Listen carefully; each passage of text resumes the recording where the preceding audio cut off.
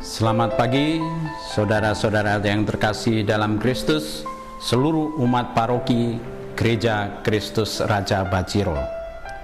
Pada hari ini kita akan mengawali renungan harian tanggal 5 Januari 2020, merupakan hari raya yang harus kita peringati, yaitu kita merayakan bersama orang-orang Majus. Tema hari ini yaitu diambil dari Injil Matius bab 2 ayat 1 sampai dengan 12. Maka marilah permenungan harian ini kita awali dengan tanda kemenangan Kristus. Dalam nama Bapa dan Putra dan Roh Kudus. Amin. Sesudah Yesus dilahirkan di Betlehem di tanah Yudea pada zaman Raja Herodes, datanglah orang-orang Majus dari timur ke Yerusalem dan bertanya-tanya, "Di manakah dia, raja orang Yahudi yang baru dilahirkan itu? Kami telah melihat bintangnya di timur dan kami datang untuk menyembah dia." Ketika Raja Herodes mendengar hal itu, terkejutlah ia beserta seluruh Yerusalem. Maka dikumpulkanlah semua imam, kepala dan ahli Taurat bangsa Yahudi, lalu dimintanya keterangan dari mereka di mana Mesias akan dilahirkan.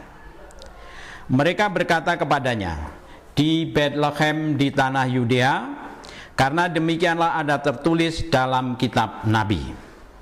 Dan engkau Betlehem tanah Yehuda, engkau sekali-kali bukanlah yang terkecil di antara mereka yang memerintah Yehuda, karena daripada mula akan bangkit seorang pemimpin yang menggembalakan umatku Israel." Lalu dengan diam-diam Herodes memanggil orang-orang Majus itu dan dengan teliti bertanya kepada mereka, bila mana bintang itu nampak. Kemudian ia menyuruh mereka ke Betlehem, katanya, "Pergi dan selidikilah dengan seksama hal-hal mengenai anak itu, dan segera sesudah kamu menemukan dia, kabarkanlah kepadaku supaya aku pun datang menyembah dia." Setelah mendengar kata-kata raja itu, berangkatlah mereka dan lihatlah, bintang yang mereka lihat di timur itu mendahului mereka hingga tiba dan berhenti di atas tempat di mana anak itu berada. Ketika mereka melihat bintang itu, sangat bersukacitalah mereka. Maka masuklah mereka ke dalam rumah itu dan melihat anak itu bersama Maria ibunya, lalu sujud menyembah dia. Mereka pun membuka tempat harta ke bendanya dan mempersembahkan persembahan kepadanya, yaitu emas, kemenyan, dan mur.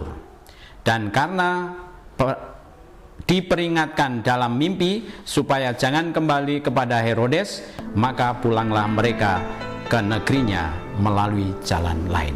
Demikianlah Injil Tuhan. Terpujilah Kristus. Saudara-saudara yang terkasih, peristiwa Natal adalah peristiwa yang mampu mengubah hidup manusia. Maka bagaimana kita menyebut Natal tahun ini? Apakah Natal ini sungguh kita rindukan? Ataukah sungguh-sungguh kita jadikan sebagai momen untuk merefleksi hidup selama ini dalam mengikuti Tuhan, dalam mengabdi sesama?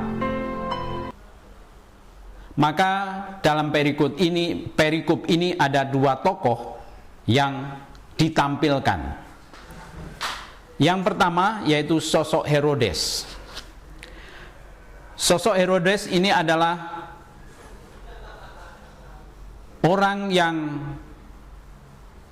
dikatakan menolak Kristus. Karena dengan diam-diam dia akan berpura-pura menyembah dan membunuh Yesus.